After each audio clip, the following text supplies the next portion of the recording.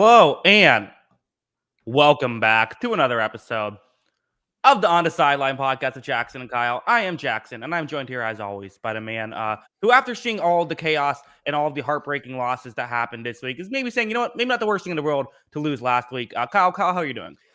I'm exhausted. I didn't leave my couch all weekend, and I am so tired. There was a lot Mm, going on through these 4 games. What an excellent 4 games of football. I feel like we all deserve a stiff drink after this, which I am enjoying right now. hmm Fun stuff. I'm having a couple, Kyle. I can Uh, imagine. How was the stadium? Uh, well, so yeah, we'll talk. Let's talk about sort of the general, just what's going on. So first off, apologies to everyone for starting this stream a little bit later than we typically like to. The reason was because I was driving all around. I drove this morning. I went to Tampa to tailgate before the game. I was at the Buccaneers game. I then went straight home to my parents' house, who live in Tampa. I was able to film, record the videos that you saw about the Bills game there, and then I drove straight back here. I literally just got here, put everything up. The stadium was, I mean, it was at times very fun. The comeback was unbelievable. The atmosphere and everything, and we'll get into the game and stuff maybe in a second. But obviously, at the end of the day, kind of a disappointing ending. Yeah, I can imagine. Tough to be on those ends of some losses. Uh, yeah, I mean, there's a lot to get to. So I guess I guess we should get started with this. So I guess do you want to start with the last game of the weekend? Yeah, sure. I'm fixing my camera, so apologies while I do that. But yeah, let's get into the Bills Chiefs. Kyle, what were your thoughts on Bills Chiefs? Holy crap. This was Yeah. insane. So I mean, I just I so, where do I want to start? I guess, so the last minute 50 seconds, it's just like we saw back and forth action. What was there, hmm 24 points scored in the last minute and 50 of this entire game?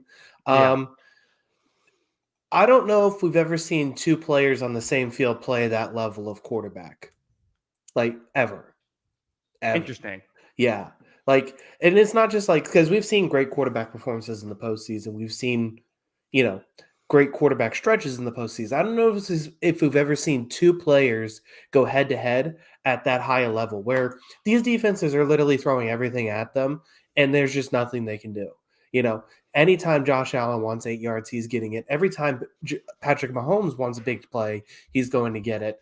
And we saw multiple defensive looks from Buffalo. None of them worked down the stretch, and it was still like 17 seconds left. You're like, well, crap, Patrick Mahomes has the ball. And then all of a sudden, it's like, okay, we're going to go down and get this field goal and tie this game and go down and win. Just an incredible performance from those two. I can't believe what I saw. It was absurd. I mean, it was. I think you're right. I mean, these are two. I don't know if this is the best court. Like, we'll have to go back and think about best quarterback play from two guys we've ever seen. But I mean, this was just a remarkable game, and the quarterbacks are going to take all of the credit, and I think rightfully so. These two guys were incredible, but the entire offenses were doing fantastic. And yeah, that final minute, and whatever it was, with these just those back to back scores. I mean, it's kind of one of those things where we've all seen those like miracle last minute drives to take a lead. I don't think we've ever seen like four of them in one game. No, and literally in like a minute and a half. It's just like as soon as you think Yeah. the game's over, the other team's going down. I even thought when I was watching, because the Bills got the ball with like 8:50 left. And I was like, okay, they have to score kind of quick because you want to hope that you give yourself one more possession. Well, they got one more possession with a minute two left, and that was perfectly fine. Um, hmm I mean, I guess the biggest thing you have to get into with these two teams going back and forth is so the biggest thing I saw a conversation afterwards was the Bills defensive play calling at the end of the game.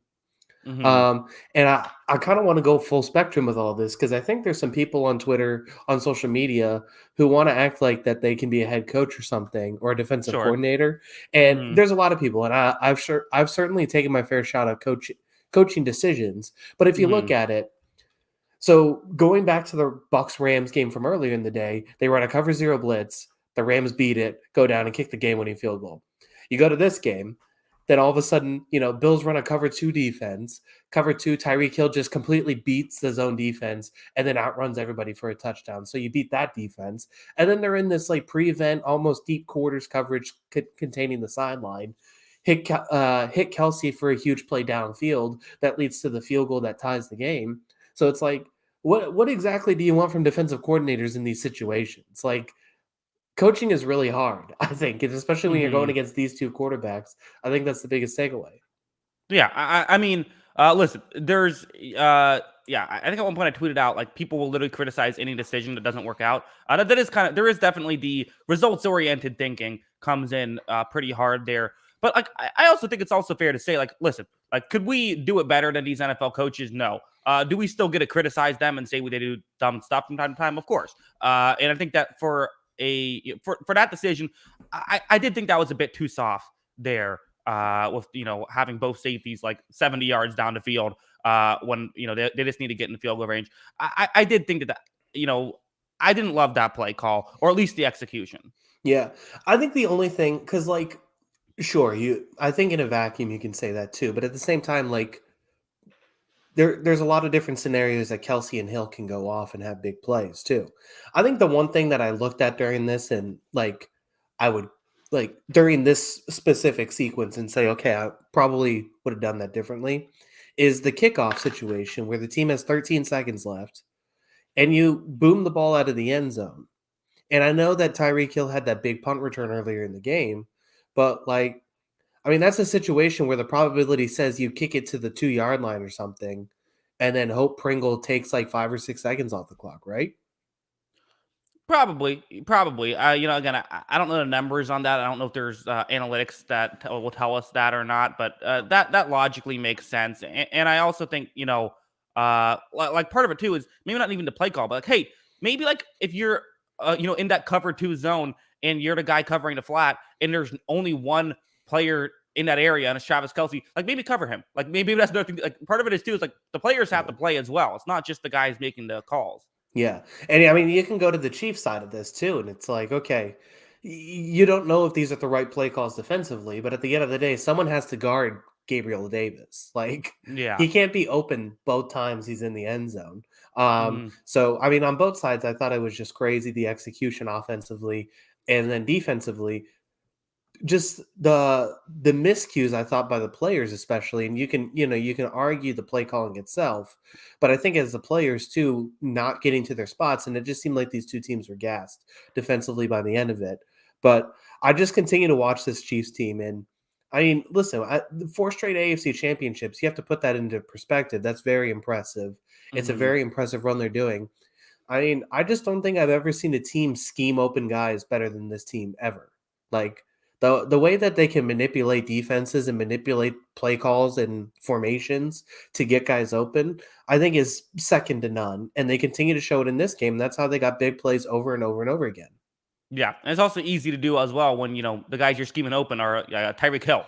That Yeah. makes it easier to do. Yeah, I agree. I fully agree with everything you said. Another thing people are pointing out in the chat was the decision to rush four in that spot where Mahomes is probably going to have to get rid of the ball quickly. But again, part of me does feel like, well, if there's a sack there, no one sits here and says, "What a dumb decision." So again, these results oriented stuff, it gets a little bit tricky, and so it's kind of weird because like you want to criticize certain decisions, but it is like I feel I get the logic behind some of these decisions too. Yeah. No, I agree. So I mean, I still thought, I think you can debate it, but at the same time, I think it's I think it has to be remembered that this job's hard, and there's a reason that only few people have these jobs. But Hmm. that being said, two people that'll have their jobs for a very long time. I can't get over the performances of Josh Allen and Mahomes in this one. Yeah. I mean, like, it just seemed like whenever their team needed something, those two rose to the occasion. I mean, just going over it, Mahomes ended up with 378, 3 touchdowns. Allen 329, 4 touchdowns. They both had 68 and 69 yards running respectively. I mean, just insane games from these two. Okay, I have a question, Kyle. Put you on the Yeah. spot like you like to do to me. You're starting a new franchise.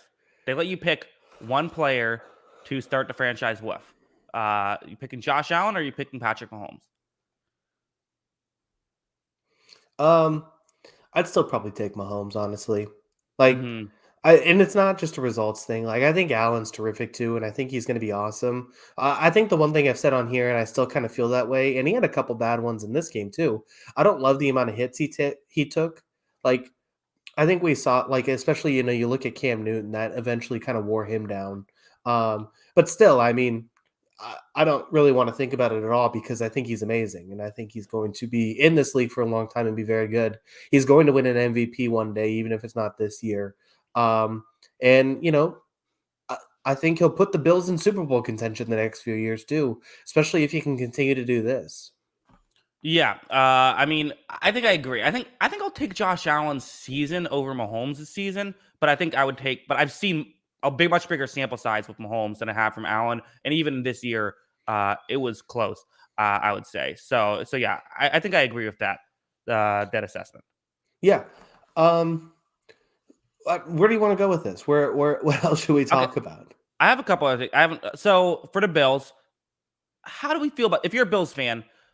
Like, what's the feeling here for Bills fans? Because on one hand, it's like, okay, you look like you're right there. You look like you're about to win it all. But the flip side is, it's also like, listen, you were 13 seconds away from going to an AFC Championship game where, if that happened, there would be no 1 or 2 seeds left in the postseason. You'd be looking in good shape. You'd probably be the favorites to win the Super Bowl if you won this football game. So on one hand, great season, but it's kind of similar to last year. It's a great season, but also a bit of a blunder.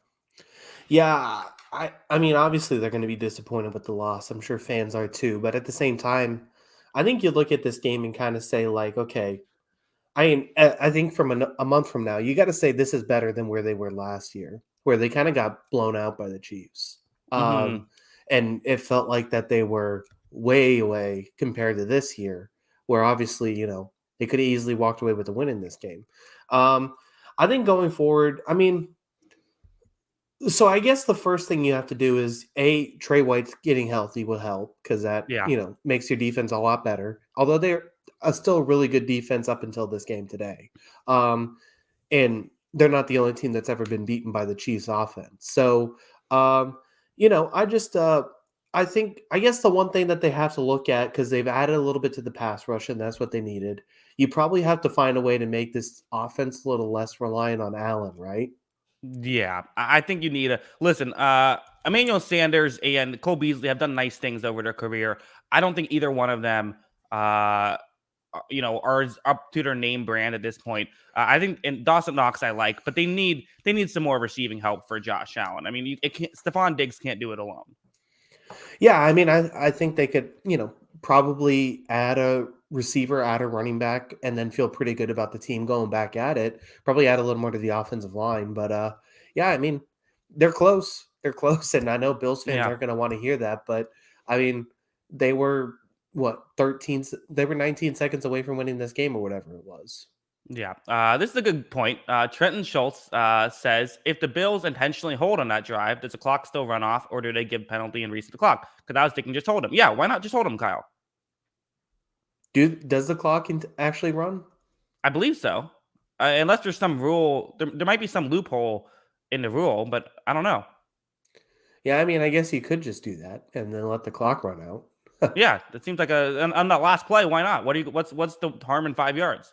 Yeah, exactly. Yeah, I mean, if that's the rule, then absolutely, I would do it. I mean, but you have to be thinking about that at the time. Yeah, I guess that's fair as well. And I don't know if there's a loophole. I don't know the exact rules on that either. So I don't. There might be some sort of if you intentionally hold in that situation uh, thing. Well, yeah, I mean, there's a game can't end on a penalty. Yes, that's true. But you could get down to 0 seconds and untimed down, and if you're not in field goal range, then you're fine. Yeah. By the way, that Hill touchdown was that taunting? I mean, it was. Tyreek Hill, he's allowed to taunt. I think that's just clearly what it says. That they don't mind if Tyreek Hill taunts. Yeah, I mean, I sent out the tweet, but I ended up deleting it because I didn't want to start the conversation. But Okay. like at the same time, like I don't love the call, I don't love the rule, but if you're gonna have a taunting rule, isn't that kind of what it is? Like Hmm. Now, of course, the Bills went down and scored. So if anything, it would have hurt them potentially from getting that chance to score a touchdown. So Right. whatever at the end of the day. But I was thinking about that. I was like, okay, you got this taunting rule, but that doesn't apply. That seems like much easier. Yeah, I don't get it. Again, this whole taunting stuff is just uh what are we doing? Yeah. I don't. I mean, and then it affected your game too. So I mean, it was just. It seems like it's all over the board sometimes. Yeah. You want to just go there to let's go to Raymond James Stadium, talk about the comeback that wasn't just a unbelievable game. I mean, you have this I guess here's where I'm at, Kyle. I'll lead this off because obviously I'm a Tampa Bay fan. I'm okay with this. I'm okay with this loss because I feel like the Rams earned it. I feel like the Rams were clearly the better team in this one. I think that kind of the way I view it, the Rams played defense better. They threw the ball better. They didn't run the ball better, but they played better offense, better defense, and better special teams. The only thing the Rams did worse was hold on to the football. So the Rams deserved this win. It was nearly a spectacular comeback, but I do think, in my opinion, it has to start off with the Rams are a really good football team. They are a very good football team, and it seemed like for Mhm. long stretches his defensive line was going to dominate this game. But this is another game that got absolutely crazy. I mean, Tom Brady fumbled the ball and lost it, and then it ended up with the 27-yard play because Matthew Stafford or the snap was snapped past Matthew Stafford for a Tampa Mhm. Bay fumble recovery.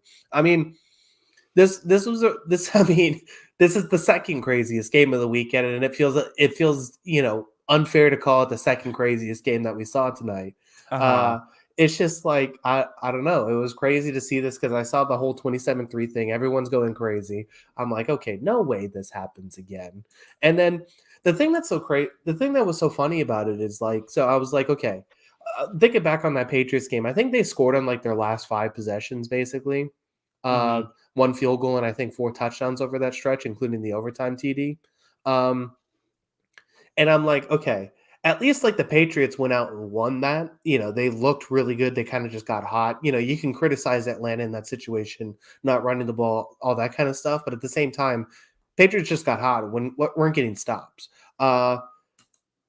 It didn't feel like the Bucs were really like going to win this because I kept watching Right. this and it's just like mistake after mistake after mistake. The whole fumble situation, they get the ball back, they lose the ball on 4th down, and it's just like, okay, it just seemed like, okay, this finally feels like the Rams are going to win it. And then the Rams just keep giving them more and more opportunities to get back into this game.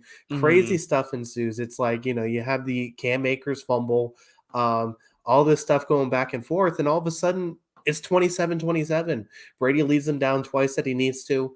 Fournette punches it in, and all of a sudden, they're in the position to win this game. And then you got to get to the play call here. So we talked about it a little bit. Coaching is hard, but how did you feel about this covers the zero blitz here? Winfield stuck man to man on Cooper Cup. What do you think of the play?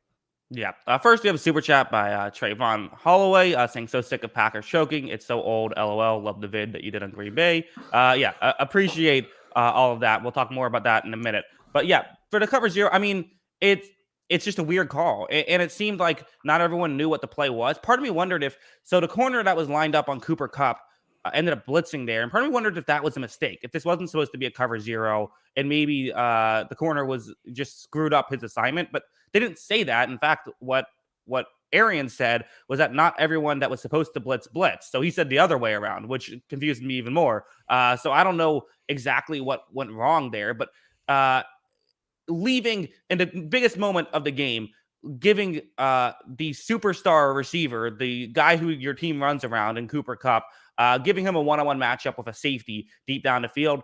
There's no way to talk about that other than a mistake. And give credit to the Rams for capitalizing, but that was a mistake. Yeah. And not to mention, the numbers that we talked about before, where Matthew Stafford is basically the best quarterback in football when blitz this season.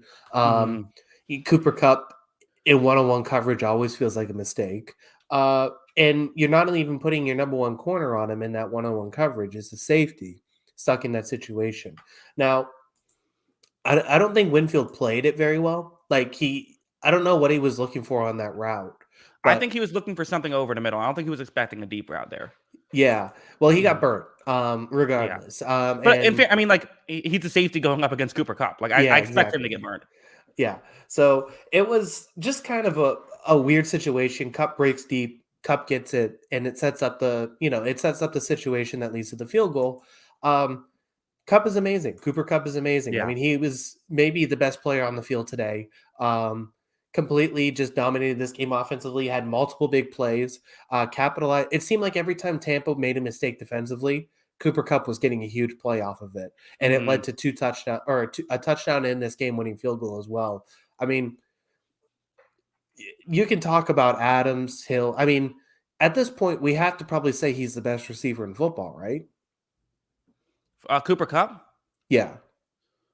I mean, again, he's one of the five best receivers in football. You know, it's one of those days. Similar, the receiver joke is that I don't know. Again, it's similar to the Allen thing. I think I would say it's not a big enough sample size for me to put him ahead of like Tyreek Hill and Devontae Adams. I would say, even though he is amazing. I Yeah. mean, I mean, he might be the best. Like he's in the conversation. It comes down to who do you value more. I think I put Tyreek Hill number one still, but maybe him. It might be him. I don't know. I'd have to think about it more. yeah. It I mean, there's still yeah, I mean, there's a number of guys up there, but I mean, to me, the difference for me in this game was for long stretches, I thought Tampa Bay didn't tackle very well. I thought their guys, and that was Hmm. something we talked about in the Philadelphia game, the secondary covering very well and tackling. And it just seemed like time and time again, I was seeing Mike Edwards on the ground missing a tackle. I was seeing multiple guys missing tackles that led to, big plays for the Rams in the first half that led to their points. Yeah. Yeah, I agree. That was a big issue, and I also thought that for the Bucs. I mean, let's say this because we haven't talked about this yet. Brady wasn't good in this game. Brady did some very good stuff in the last couple of drives, but Brady missed a ton of throws in this one, and that was a big reason why they were down so much to begin with as well. Was I mean, these quarterbacks. We saw a player play like an elite quarterback and a player not play like an elite quarterback, and the elite quarterback play came from the guy wearing number 9. Yeah. It was really interesting to see what the Rams did in this game, wasn't it? Because I thought from what I saw, there was a lot less deep quarters coverage. And that's usually what they run. That's usually their bread and butter. But it seemed like they were playing a little more tight this game. And it seemed like they were playing more tight. And I thought they covered excellently underneath. Um, and it really was interesting to see that. I mean, part of it was the defensive line getting to him basically all the time in the first half. Yeah. But it was pretty interesting to see Tampa Bay not see that and not decide to take a few more shots until that Evans touchdown. Yeah, I see someone in the chat saying the guy that never got pressured played great. Well, imagine that. Well, okay, sure, but on top of, I mean, we can look at that and still evaluate guys even given their situation. Like, okay, yes, Brady was under pressure a lot. Yes, guys weren't getting open a lot. That is true. Brady also missed open guys when they were available. He missed Gronkowski on a play. He missed Cameron Brate on a third down. He had a play to Tyler Johnson, which could have been caught, but it was behind him. So you can't miss these types of throws. Again, it's the same thing that we'll talk about with Rodgers. If you're going to be that guy, you can't play like this and expect to, the team needs you to play like a superstar, and he didn't in this one. Yeah. So, what do you think of what do you think of the Rams coverage in this one? How they kind of changed things up? Uh, I didn't think it was a massive change. I mean, this isn't a team that this isn't a team that just plays one coverage, right? They will mix things up from time to time. Although you're right, they do love to play their quarters coverage. I didn't think it was that different. I thought that they cover well. This is something they do. I think there were a couple of weird decisions. Like I thought there was a couple times where like Mike Evans was on Darius Williams one-on-one and they just hit him like every time he was there. I didn't know why. It's like, leave Ramsey on him. Eventually Evans beat Ramsey on that. But I mean, the Rams cover well. The Rams are a good coverage team. And there were plays where there's these very small windows, and that's part of why it's tough for Brady to make these plays, is because their windows aren't very big. So Yeah. Rams are a great coverage team. This is, we notice about them, and this is why they're so successful, especially when you have Aaron Donald and Von Miller on the defensive line as well. It's tough to stop. Yeah. Yeah. I mean, so the Rams now in the NFC Championship game, Hmm. going against San Francisco. Yeah. So I mean, this. I mean, this is. It's so interesting to watch this team now go through this because this is a team that basically bet on this year, next year, especially. They're saying that we're going for a Super Bowl now, and they're 2 wins away, and they're playing good football. So, how do you feel about this team in the next couple weeks? How do you feel about what the with the way this team's played? And despite some mistakes in this game, they're still in that spot. I think the Rams are incredible. I think they're a really good team. I think that this is exactly what the Rams wanted. And listen, we could talk about the matchup. I'm gonna have to go back and rewatch those two games and really figure out, what happened in those games. Why did the Rams lose to the 49ers multiple times? Which, by the way, kind of funny. The Rams could have knocked the 49ers out of the playoffs, right? If they beat them week 18, the Niners aren't even in the postseason, and now you're playing for a trip to go play for the Lombardi. So I think that's fascinating. But for the Rams, I mean, this is what you wanted. And this is, I think, to me, this is a big lesson to NFL GMs out there. If you have a team that you think can win a Super Bowl, go for it. Make the trades, add more talent, sign Odell Beckham Jr., trade for Von Miller. Because, you don't win Super Bowls by being the seventh best team in football. You win Super Bowls by typically being the best team in football, at least for 4 games out of the year. So, to me, that's the lesson to be learned here is you got to be willing to take chances. And, the Green Bay Packers did not sign Odell Beckham Jr. The Rams did. And I think, which one do you think regrets that more? Uh yeah, no, I Mm-hmm. agree. So yeah, it's so interesting to see it's just interesting to see this kind of work out for them. They're playing good football, and I'm excited for this game against San Francisco. This is one of the better defensive line matchups I think I've seen in a playoff game. Just watching Yeah. these two teams, I think that's going to be Mm-hmm. really fun to watch. I mean, both of these teams kind of won with pressure. These, these games over the weekend, and it's going to be interesting to see how they battle the pressure this weekend, um, or this next weekend. So it's going to be interesting to see how they go head to head. The Rams are good. I think they made a ton of mistakes in this game and they got escaped with Mm-hmm. the victory, but they are good. They are dangerous. And down the stretch, I thought, it looked like they were going to blow it, but they pulled through. Although one of the interesting things too that I saw, so Cam Akers is just like going to take every down now, which I thought was fascinating because I mean he came back from that huge injury, but like so at the end of the game here, like Sony Michel literally played for the Patriots because he never fumbled. Mm-hmm. And at the end of the game, he doesn't get the ball at all. Like, it seems weird to have that kind of guy on your roster if he's just never going to touch the ball at the end of the game when his one thing is that he never puts the ball on the ground. Yeah. Interesting. They might rethink that after this one. Yeah, honestly. I mean, Mm-hmm. I would give him the ball at the end of the game. Yeah, that's an interesting point. Yeah, I want to talk about that last drive with Stafford for a second because isn't this why you trade 2 first-round picks for Matt Stafford? Like this drive is the reason why they make this decision, and it reminded me of Super Bowl 51. I think there were some parallels to 51. Like obviously it was a little bit different. I think the Patriots played a lot better in that game than the Buccaneers played in this game, but the parallels, I think the clear ones were at the end of the game. Both situations are pretty similar. Matt Ryan had a chance to go down the field, kick a field goal, and well, he wouldn't kick the field goal, but set up a field goal winning drive to win the Super Bowl. They weren't able to get anything going. They had to punt and lost in overtime. Here, Matt Stafford, he kind of just said, like, no, we're not letting this happen. We're not blowing this lead. I'm not going to let this happen. And he made the plays. Him and Cooper Kupp made the plays to get them in field goal range, kick the field goal, and win the game. So, I mean, that just has to be a great feeling for Stafford, a guy who people keep saying can't get it done in the playoffs. Well, I mean, he can, sure as hell can get it done in the final 2 minutes of a game because we've seen him do that a bunch in Detroit and now here in Los Angeles. Would you trust Jared Goff to make that throw with the blitz? No, I wouldn't. No, I don't think I would either. Mm-hmm. I mean, yeah, he made some really good throws in this game. I mean, a very good performance for him. And yeah, I mean, exactly what you said. This is why you go and make the trade. This is why you get a guy like this who's a star quarterback in this league.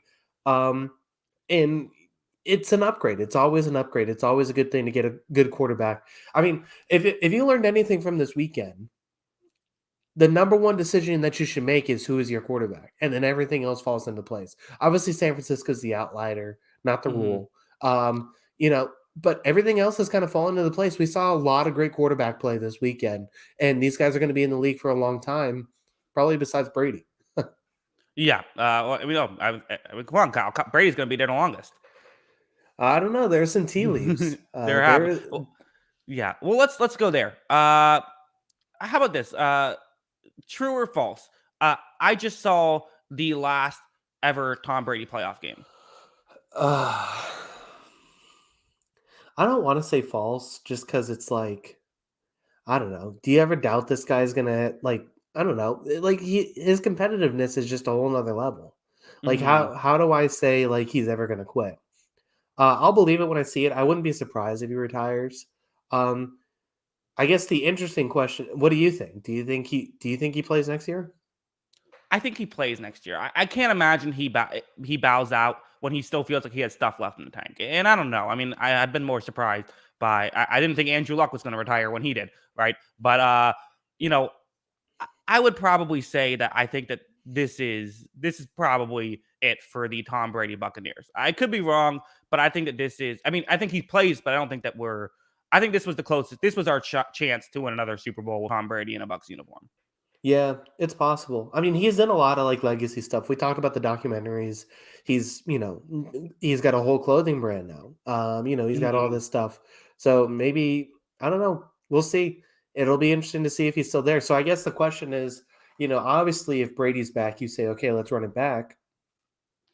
If Brady's not there, if Brady says I'm retiring, this is my last, I'm done, all that kind of stuff. Where did the Bucks go? They get Aaron Rodgers. They Okay. just keep going.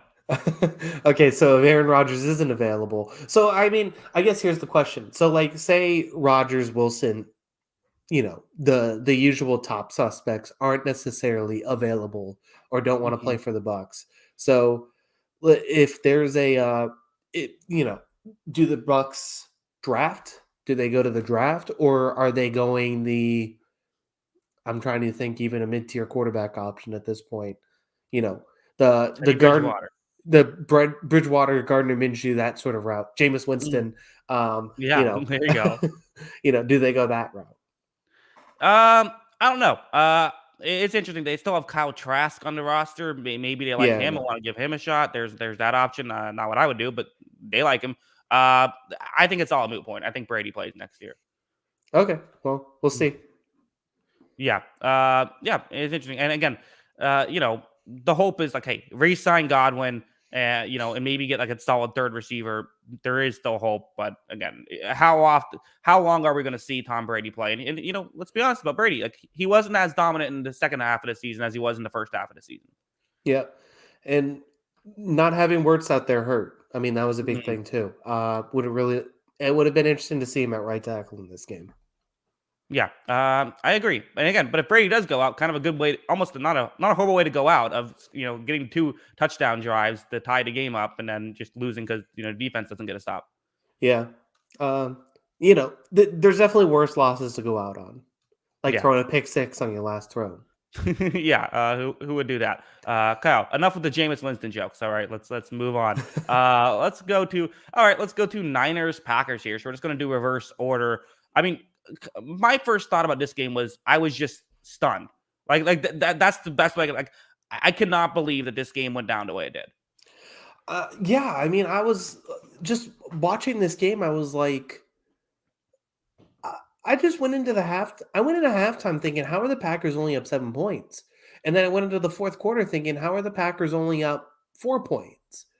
And then it just kept Mhm. going. And then all of a Right. sudden, the one thing that we talked about Wednesday is this Packers special teams going to lose this team a game? Is it going to cost Mhm. them points?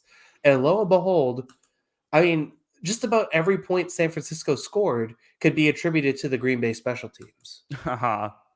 Like, Yeah. I mean, you can go go ahead. the first half kickoff, the second half kickoff, huge kick return for. I mean, it was Samuel back there, wasn't it, on that kickoff return? It was Uh, sorry. What was that? it was Samuel on that second half kickoff return, wasn't it? I believe so. I could be wrong. I Yeah, don't. I and don't it know. gets It's them been, out to been a the been a very long 24 hours for me. Go.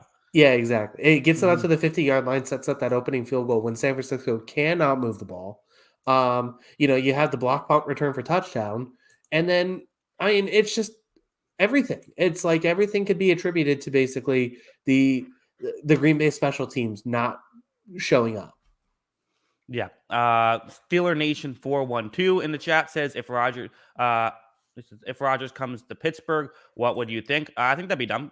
We'll get more. I don't know why he would want to go to Pittsburgh instead of Green Bay, but we'll get more into that. I think at the end of this because we want to talk about the game first. Yeah, I mean, like those special.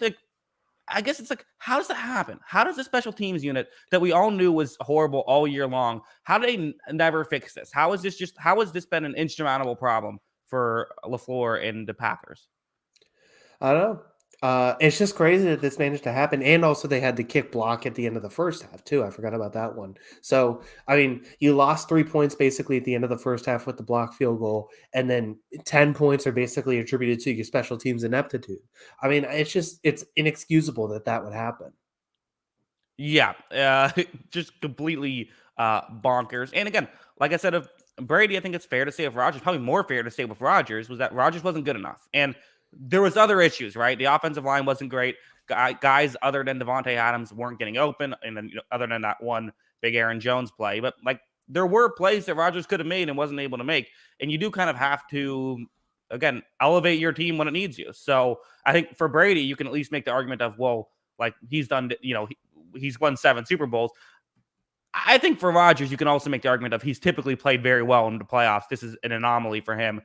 So I think that, I've usually been someone who defends Aaron Rodgers in the playoffs, but this wasn't a great game from him either. No. And listen, I agree completely with what you said. He's typically very good. His numbers are good in the playoffs. So, the QB win stat is obviously, the most ridiculous stat in football. But Right. um, it definitely wasn't his best day. It led to a lot of jokes. I laughed at a lot of them. I sent a Yep. few of them off myself. Sure. Same. But at the same at the same time, yeah, I mean, he just wasn't good enough in this game. And honestly, I mean, Aaron Jones leading this team in receiving, although Aaron Jones had a good day receiving the ball. I mean, that tells you everything you need to know about this offense. They could not get anything downfield. Obviously, the weather is going to play a factor in that, but they just couldn't push the ball downfield enough. They couldn't make it more aggressive on the San Francisco defense because we talked about the San Francisco defense is like, okay, you can kind of throw the ball downfield on these guys, and they couldn't do it in this game. Guys weren't open. Yeah. Trayvon Holloway in the chat. I'm a Packers fan, but we choked every year. Yeah, that does seem to be what's happened. I mean, I have the bigger stat, I think, that tells the story of this game, Kyle, is that other than Aaron Jones and Devontae Adams, the Packers had 6 receiving yards.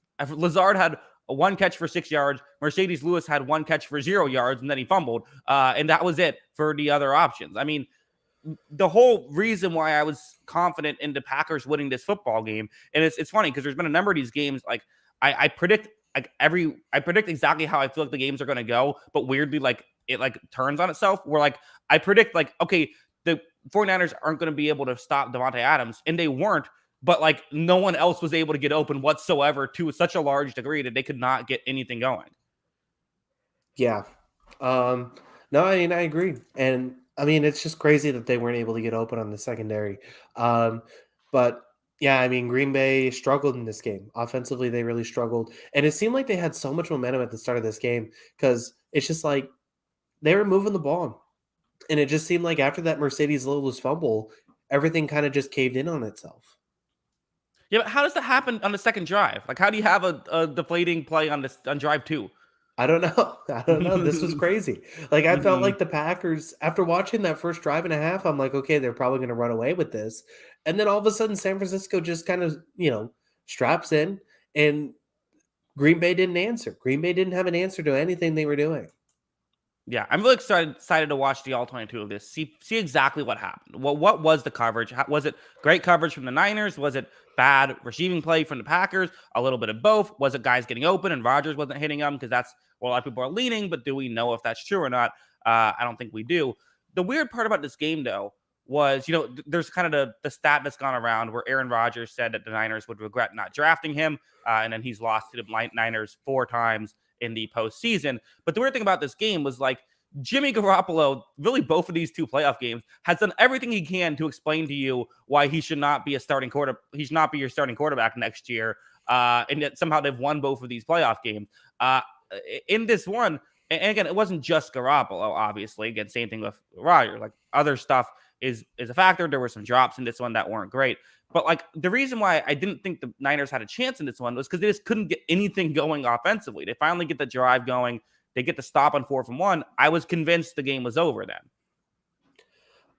Yeah, I mean, I thought so too. It's just I don't know.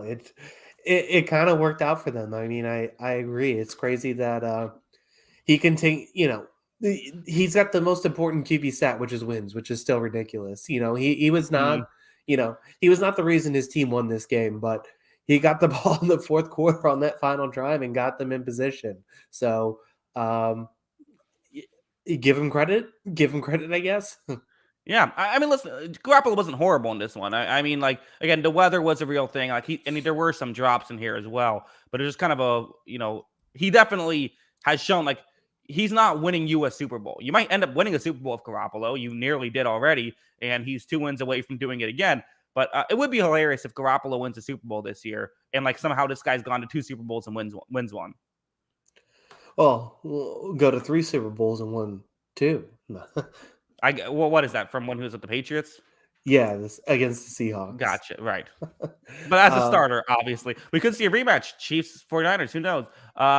Trenton in the chat saying, who is better, Hill or Kelsey Hill or Kittle Samuel? I see. What's the better combo? Kelsey and Hill or Kittle and Samuel? I think you got to go to Kelsey and Hill, right?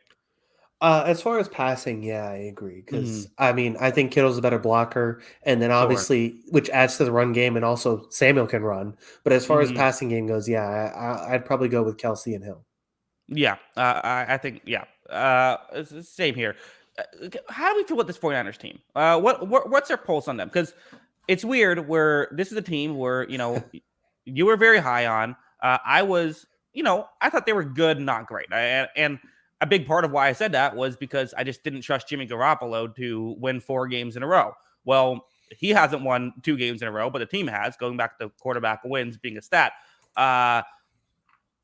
How do we feel about the 49ers as a team? Are the 49ers truly a top 4 team? If you had to basically, if you're doing a power rankings, around where do you think the 49ers actually rank up here? That's a good question. Uh, And just so you know, if you say anything less than 4, 49ers fans will be very mad at you. I mean, look, I mean, look, if we're being honest, I think if you played this series 10 times, Green Bay is definitely winning at least 6. Yeah.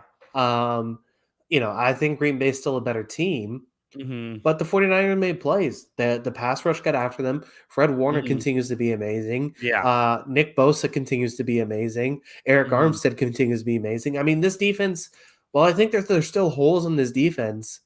It's got legitimate stars. So, Hmm. and those stars have come to play in the postseason, especially on the defense side of the ball. Um, so yeah, I mean, I'd probably have them off the top of my head 6 or 7, but at the same time, who gives a hell? Who gives a damn? Right. Yeah. Doesn't matter. They're in the NFC Championship Mhm. game. Yeah, that's a very, very fair point there. Let's talk about I think the interesting stuff. The narrative, biggest narrative, I guess, is the Aaron Rodgers of it all. Rodgers and Devontae Adams tweeted out the Last Dance image heading into this season as they were, talking about could we go out on top with a championship? The answer is no. Well, at least not for this season. Uh, I did a poll on Twitter. I want to figure out the exact result of it. But I did a poll on Twitter. I was asking, will we see Aaron Rodgers in a Packers uniform again? Is this the last we've seen? And the overwhelming majority said this is the last we've seen of Aaron Rodgers in a Packers uniform, which surprised me. It was 84.6% said Rodgers will not be a Packer next year. Well, it's crazy because so if Aaron Rodgers was a free agent this offseason, imagine Hmm. so say every other quarterback is planning on staying where they're at. If Aaron Rodgers is a quarterback this offseason, what's his best destination as far as football talent? Uh, the Packers. Yeah, exactly. Mhm. Like, I don't know. He kept going into this thing about like how much like he didn't like the front office and the decisions they made. And like they got Randall Cobb and all of a sudden he's good.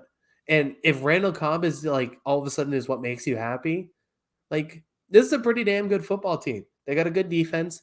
they're healthy especially when they're healthy on defense, it makes a huge difference. They got a pretty good offense. They got maybe one of the best receivers in football. They got a pretty decent number 2 option, even though he wasn't good this week. And you got 2 running backs who are absolute studs in the backfield. And you got, stars across the offensive line. I mean, it doesn't get much better than this team. So, I mean, if he does leave, he's going to a lesser team. Yeah, well, I mean, here's a good one. What about the Browns? I like that. Yeah.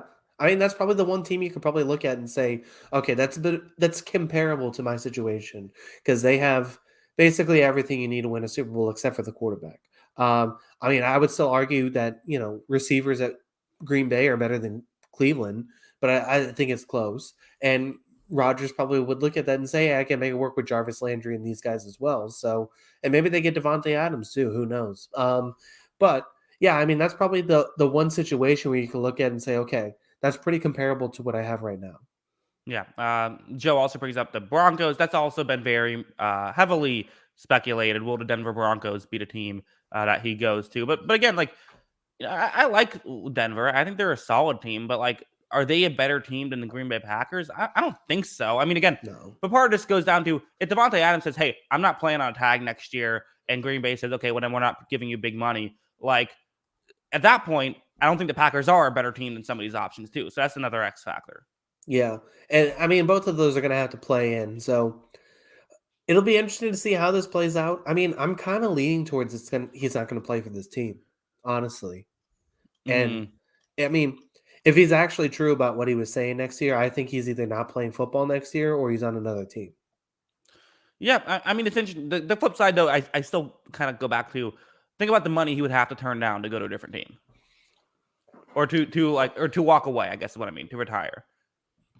Yeah, I mean, it's possible. I don't know. Hmm. He's just wired differently. I don't know. Yeah, It's hard to understand exactly what he wants. yeah. Again, but how many people are wired differently enough to where they don't want like $30 million? I guess Andrew Luck. Yeah, I guess so. I guess there's the one. Like also one I just thought of too. Like what about San Francisco? Wouldn't that be Can't funny? lose to them in the playoffs if you're under team. Can't beat him, join him. The Uh, Niners could trade Trey Lance. Although the weird thing is, like, I keep thinking, like, okay, well, maybe you could trade a quarterback, but like the issue is with with the Packers, like they have the Jordan Love thing, which I feel complicates this stuff more. Because like part of me would be like, okay, what about the Raiders trading Derek Carr for Aaron Rodgers? Right, you're getting an upgrade at quarterback, but the Packers get a quarterback who's younger. So like you could see the logic behind both of those. But the issue is like, well, if the Packers like Jordan Love, then maybe they don't want to make that move. Which just throws a whole other wrench in this weird situation. there's one other team that I'm looking at that if they took Aaron Rodgers would be an instant Super Bowl contender along with Cleveland, I and think it's I know never what you're going to talking. happen. Okay, go ahead. Who do you think it is? Okay, maybe I'm wrong then, because you said never going to happen. So you go ahead. The Minnesota Vikings. Okay, yeah, yeah. I thought about that as well. Although again, like Cousins was pretty good this year. Yeah, I agree, Mm, but obviously the idea of getting Aaron Rodgers would be the one, but I mean, sure. I don't know. I don't. I'd still probably go back to Green Bay if I were him. Yeah. The one I was thinking of was what about New Orleans? Again, they have no money, but that's never stopped them before. Yeah, but like, I don't know. Do you want to go there and like throw to Michael Thomas and a bunch of scrubs? Probably if it's Sean Payton scheming him. What even is Michael Thomas anymore? Like, I don't know.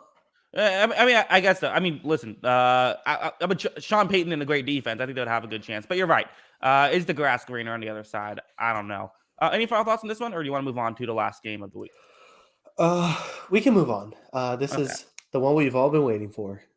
Yes, Bengals type. Is this the one we've all been waiting for? I don't know. It was a fun game though.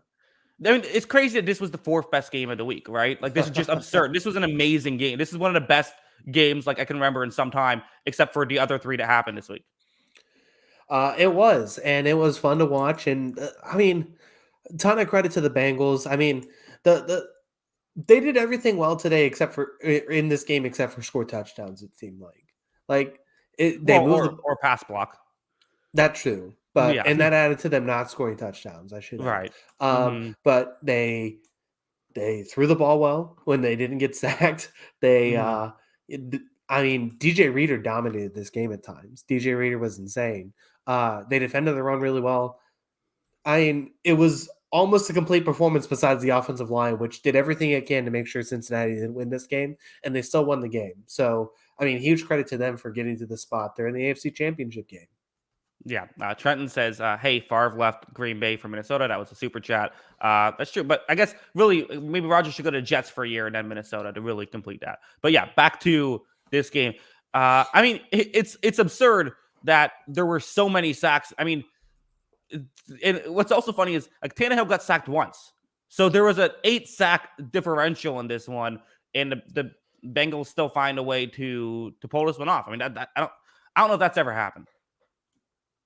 I don't know either. Mhm. I mean, this was the first time in what postseason history that we had a 9-sack game, so it probably Yeah, hasn't I ever believe it was happened. tied for the most, if I remember correctly. Yeah, so it. I don't know. Like, I don't even know what to go with this game because it's just like, okay, when he had time, Jamar Chase made plays, T. Higgins Mhm. made plays, but at the same time, there wasn't a lot of time. But Joe Burrow managed to make things happen and did enough to win this game.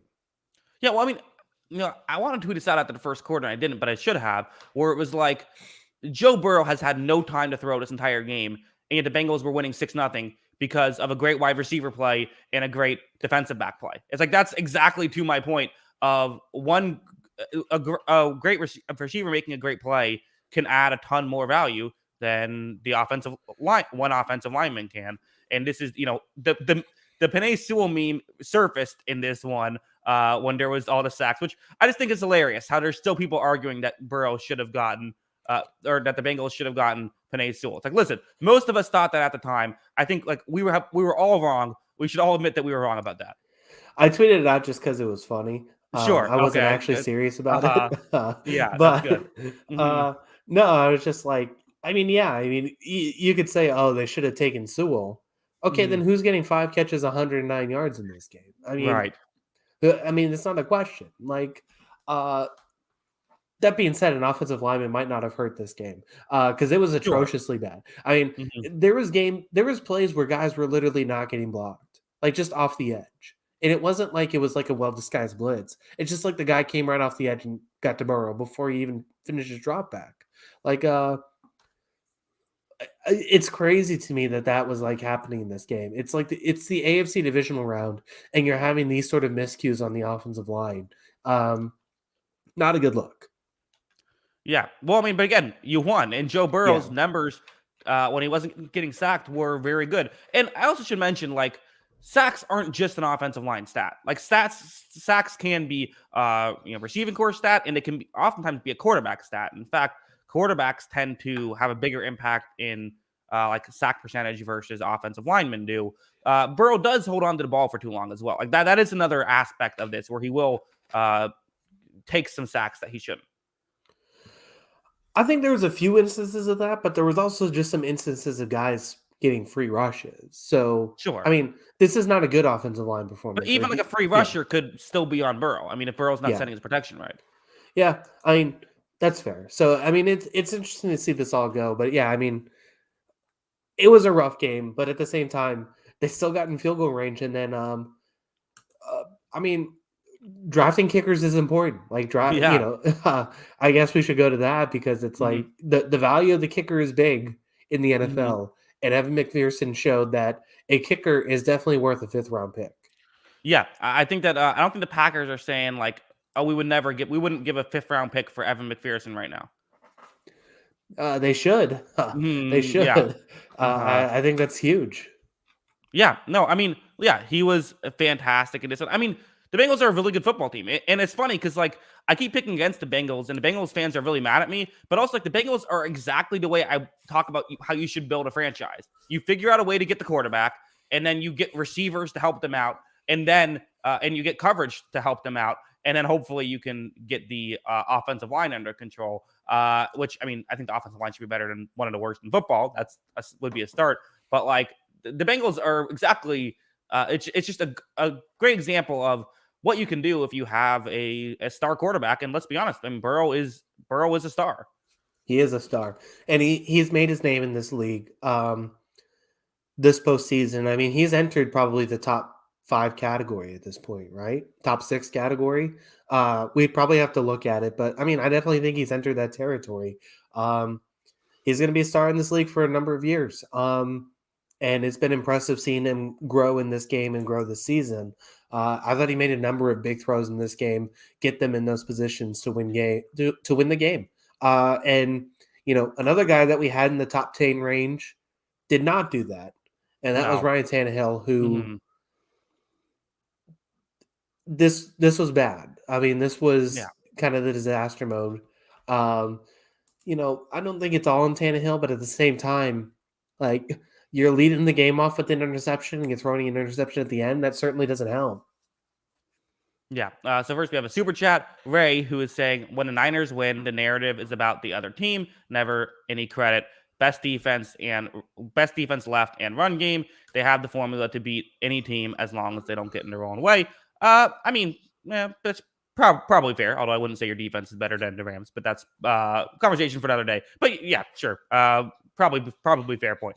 Back to the Bengals and Titans. Yeah, the Ryan Tannehill stuff. I mean, you're exactly right. Like Tannehill has to play. I guess. Well, here's the thing, right? Because when you're Aaron Rodgers, okay, you're supposed to be a superstar. When you're Tom Brady, you're supposed to be a superstar. When you're Ryan Tannehill, you're supposed to be Ryan Tannehill, which is a good game manager quarterback who will make the occasional splash play. And Ryan Tannehill just had a bad day. Like there's no real getting around it. Like this was not Ryan Tannehill wasn't Ryan Tannehill in this one. He was the worst. He had a bad day and picked the wrong day to have a bad day. Yeah, and it kind of derails the team. And I mean, not to mention, you mentioned the game manager part. He didn't manage this game very well. He didn't do anything very well. He wasn't accurate. He wasn't very efficient. It seemed like with his throws, the best game plan it seemed like he had was throw it up to AJ Brown and hope for the best. And I Mm-hmm. mean, even listen, he dropped that ball in pretty well on that throw, and AJ Mm-hmm. Brown made a heck of a catch. It was double covered. I mean, like sure, he dropped that in, but it was a double covered throw that he made that throw onto I the mean, that was AJ a Brown great touchdown. throw, though. I mean, he put it He exactly made a where he really good wanted to. throw, yeah. Mhm. But it was still in a double coverage. I mean, I don't know. Like if the guy makes a play on the ball and ends up getting the interception, that's number 4. All of a sudden, we're saying, okay, this might be one of the worst games we've ever seen. I don't know. It's just it was But a rough game for that's Tannehill. also the thing Yeah, about quarterbacks, right? Is like an accurate quarterback makes better decisions than an inaccurate quarterback, right? Because your decisions work out more. yeah, that's fair. Mhm. Um, Also, real quick, another super chat from Ray plus Debo, top 3 non-quarterback on offense. Yeah, true. 49ers are a good team. They're playing Good for win, San Francisco. yeah, exactly. They're playing for a George Halas Trophy for a reason. But yeah, no, Tannehill was not fantastic. I have another point, Kyle. Yeah. Does this game prove exactly that running backs are overrated? Or is it Derrick Henry isn't fully healthy? I don't think he's fully healthy. Hmm. I don't want to put it on him because I mean he looked slower. And this I know nothing. It just off of eye test. He looked slower in this game. And I think that added to it. The thing I was surprised with is like, okay, if he's not at 100%, why isn't there more Foreman touches? Uh, why isn't Hmm. there more Foreman? Because Foreman was pretty good this year. Yeah, If he's not 100%, why aren't you making sure you got healthy guys on the field, especially in the biggest play? Um, but yeah, I mean, I thought the Cincinnati defensive line also did a terrific job defending him, so that added a lot to it. But yeah, he didn't look 100% to me. I mean, but the take has always been running backs are kind of overrated, anyways. Like, I mean, this Tennessee team got the 1 seed without Derrick Henry. Foreman yeah. Foreman did basically what 60% of what Derrick Henry did over those Hmm. last few weeks, and they got the 1 seed. So, I mean, it's already kind of proven that like running backs don't add that much to the game. That being said, I'd still rather have Derrick Henry than not have Derrick Henry, but he didn't Sure. look 100% in this game. Yeah, I think that's fair. Also, like, hey, Julio Jones made some plays in this one. Julio Jones did show up a Yeah. little bit, so I guess you have that. I guess for Titans, like you're not a bad team. I guess the real thing about Titans is just like, hey, never get the 1 seed again. Apparently, that's what they need to avoid. Stop getting the 1 seed. Yeah and no, because I feel like at the same time, there was a Ooh, lot of stuff analytically that said this Titans team was one of the worst 1 seeds that we've ever had, sure. Mm-hmm. especially of the last decade, I guess you could look at. Mm-hmm. I mean, I still thought it was a pretty good team and overcame a lot, but at the same time, like maybe this team is kind of who we thought they were, which is maybe one of the best 4 teams in the AFC, but I don't know if it's ready to say like I wouldn't have bet I would not have bet this wouldn't have been one of my top 2 picks to win the AFC, this Titans team going into the Hmm. playoffs. Right. And I mean, bearing something crazy this offseason, I'm probably not going to pick the Titans to win the AFC next year. So, Hmm. Yeah. I think it's a good team. I think it's a solid team, but I still think they're a few pieces away. Yeah. I agree. I mean, and part of it too is listen, when you have a Ryan Tannehill as a quarterback, like it does put you in a tough situation where it's like, you know, when you get these tier two quarterbacks, like how do you win a Super Bowl with that? You have to give them money, you have to pay them a decent amount, and then where do you add the extra value here for this Tennessee Titans team? Where else? Where do you get those pieces if it's not an upgrade at quarterback? Even though again, we both like Tannehill. Yeah, we both like Tannehill, but I mean, I think it is the interesting question just about roster building in the NFL because it's Hmm. like, you look at this stuff and it's like, so we've talked about it with a few different teams already this, preparing for the offseason. Hmm. How does Las Vegas look at this game right now and evaluate it going forward? Because they Hmm. had this huge question where Derek Carr is on a $19 million contract next year. You're probably Hmm. either going to have to give him the extension because he's probably not going to play on a 1 year deal or trade him. Right. So it's like, do you pay Carr, who you're paying a tier 2 quarterback tier 1 money because that's what you Hmm. have to do when it's a quarterback, um, or do you look elsewhere? But the problem is too is that we talk about there's 5 tier 1 quarterbacks basically in the NFL every year, so Hmm.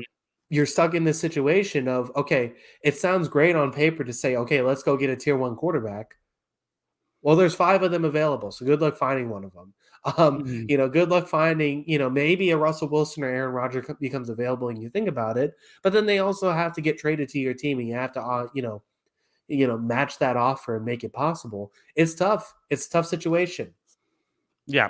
And the reality is, I mean, the way you typically get a top five quarterback is get hired to be a GM with a team that has a top five quarterback, or you draft one. Like, because teams don't give that guy up hardly ever. Like every now and then something happens, but it's very rare. So that makes it just that much more difficult. And you're right. It's like, what are you going to do? Trade Ryan Tannehill and then miss the playoffs next year and then get fired? Like, no. Like you're going to stick with Ryan Tannehill. You're going to see if you can make it work. They could make it work. They had the best record in the AFC this year, but again, it's just disappointing loss for the Titans. But again, flip side, this is just awesome for the Bengals, right? I mean, what a cool story they've been. Didn't What was it? What was it? The week 15, 16 podcast that I was like, is this team like a sleeper? And it's like, okay, can this Hmm. team actually make a run in the playoffs? Uh, Um, And then all of a sudden now they're in this AFC Championship game playing the Chiefs. who they beat? Like they beat them. Yeah, I Hmm. think it was actually after that game, so it would have been week 17 that were like, Hmm. okay, can this team make a run to the AFC Championship game? It's got the firepower to win that game and make the Super Bowl, but is it still fair to say that this team might be a year away from actually contending? No, they're contending. I think that no, this is a legit good team. I mean, this is. I think that they're you're in the NFC, you're in the AFC Championship game. You've earned your spot here. Yes, the offensive line is tough, so I get why you say that, right? Because you have this glaring hole in your roster that you need to fill. So I definitely think they'll be better next year. But like you make it to the AFC Championship game, you're contending, and it isn't like one of those fluke like San Francisco. You could argue, are you really contending, or did you uh get a couple good matchups and get a break go your way against the Green Bay with that blocked punt. Uh, for the Bengals, I think they just went into Tennessee, the number one seed, and beat them. And I think we're the better team. I mean, you could argue Tennessee was a better team and made mistakes. I don't know, but I'm saying no. I think they're fully contending. Yeah, the numbers are pretty close. I don't really want to go one way or another on that. So Right. I think Hmm. you could have said both teams are pretty good. I will say the one thing going forward for the Bengals, um, field goals aren't going to cut it against Kansas City. That's the big thing. They got to find a way to not take terrible sacks and turn drives into touchdowns. But they did that week 17, and that's how they won that game. So it's going to be a really fascinating matchup. Uh, Probably going to go back and watch that one and see the matchups going forward. But yeah, I mean this team's legit, and it's legit because they have a legitimate super duper star at quarterback and at wide receiver. I mean, these guys are both easily top 10 in their position groups in their first and second years in the NFL. It's insane. Yeah, it's incredible. They should be good, and they should be good for a very long time here. Exciting stuff for Cincinnati, and I think my biggest piece of advice for Kansas City: hey, don't leave Jamar Chase one on one. Yeah, they did that week 17. I do remember that. Yeah. Yeah, I would recommend putting two guys on him. So it was pretty interesting watching this game against the Bills because Kansas City kind of still played one-on-one with Diggs a lot from what I saw. They had a Hmm. safety shading over the top to him basically the whole game. But for the Hmm. most part, it was a lot of man coverage still at the line of scrimmage. Um, do they Hmm. change that finally? Do they finally change who they are this game? Yeah, it should be interesting because Jamar Chase had 266 yards last time they played and 3 touchdowns. So you'd like to get that number down to under 200, hopefully. Even under 250 is probably a success. Yeah, exactly. You'll take that. 245 and 2 touchdowns. That's a good day. Let's have a super chat, $2 Canadian. Appreciate that. So yeah, Kyle, those are the 4 games. Crazy week. I mean, best week ever of football, Uh, not like of your life. it was maybe the best week of my life. No, I'm just kidding. Oh, No, it was a very good best weekend of football I think I can remember for quite some time. Um, I mean, we've never seen like 4 games on walk-offs over a weekend, have we? Like that's insane. I don't know. I mean, the closest I can remember, this isn't 4 games, but when both conference championship games went to overtime, when the Patriots and the Rams won a couple years back. But yeah, I can't remember when we've seen 4 like this. And 3 of them were road teams, too. I mean, Kyle, we didn't, here's the first. We've never had a preview show where we literally got every game wrong. Yeah, that was terrible. But at the Incredible. same time, I was like looking at it like Hmm. I can make an excuse for every team of how they Oh, could have yeah. won the game, and I'm just Uh, like, okay, if the margins are that close, sometimes you just have to tip your cap to the other team. hmm. But yeah, I mean, we picked the other side on all 4 games, but I was like, the Bucks could have won that. The Packers could have won that. The And also, the Titans could Packers have should won. have won that. Let's Yes. okay. Sorry, I didn't factor in the fact that the special teams is going to cost the Packers 13 points. Yeah, honestly. Hmm. Um, yeah, no, I agree. The thing is too is that the worst game I felt about going into the preview show was probably the Bengals, Hmm. and I would say that's the one team that you could argue looked better than their opponent. The as in like the Titans look better or the Bengals look better. The Bengals look better. Are you saying that the other teams you couldn't argue looked better than their opponent? I think at times I would say like I mean the Bucks look good in the second half, obviously, but I thought the Hmm. Rams were the better team in that game. Right. Um, I get what you're saying. So you could, yeah, yeah, you're saying you could argue the other. Yeah, gotcha. Oh, another $5 Appreciate that very much. Yeah, I mean, listen, ex- incredible week. Again, like we said, the Bengals Titans being the worst game of the week. That's absurd. yeah, exactly. Um, Looking forward to these conference championship games. That should be some good stuff. Yeah. Okay. One last point. So now we have the Bengals Chiefs at 3 o'clock, the 49ers Rams at I believe that's a 6:30. Last year, the Packers Buccaneers was the 3 o'clock game. Like, why do isn't the Bengals Chiefs the more interesting game? Like, why do we keep doing this where you have to do a swap off AFC NFC? Like, why don't just put the better, more interesting game on Sunday? On Sunday night, I mean. Uh, I don't know. I don't know what. Mm-hmm. I don't get this television stuff sometimes, man. Mm-hmm. And then it's like we can't get like Al Michaels and Collinsworth to do one of these games too. I mean, a lot of it's just so goofy. I think overall, but Mm-hmm. um, yeah. I mean, I agree Yeah.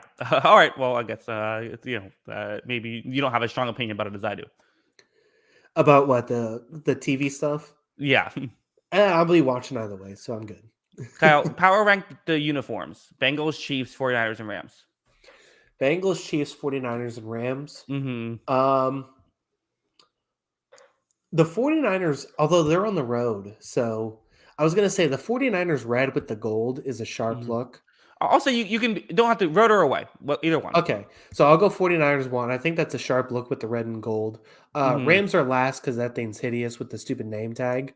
Yep. And then from there, I'm a classy guy, so I'll go Chiefs 2, Bengals 3. Although I Yeah. do think the Bengals have some sharp stuff too. Yeah. I think that's objectively the right answer. I think that you got it right. You passed the test. I knocked it out of the park. I Yeah. mean, the Rams being 4 is the automatic one. Yeah. I think the Bengals. I think the Bengals are. It's a good idea. Although they look better now, actually. Now that they've changed it, because they did that update. It looks better. Yeah, because they used to have like what was it? It was like the black with like orange sleeves. Uh huh. Like that was a bad look. But when they do the Yeah. all white get up, Yeah. You're right. I'm down for that with the orange helmet. Yeah, I think I agree. All right, so you come for the football talk, stay for the uniform talk. Fun podcast here.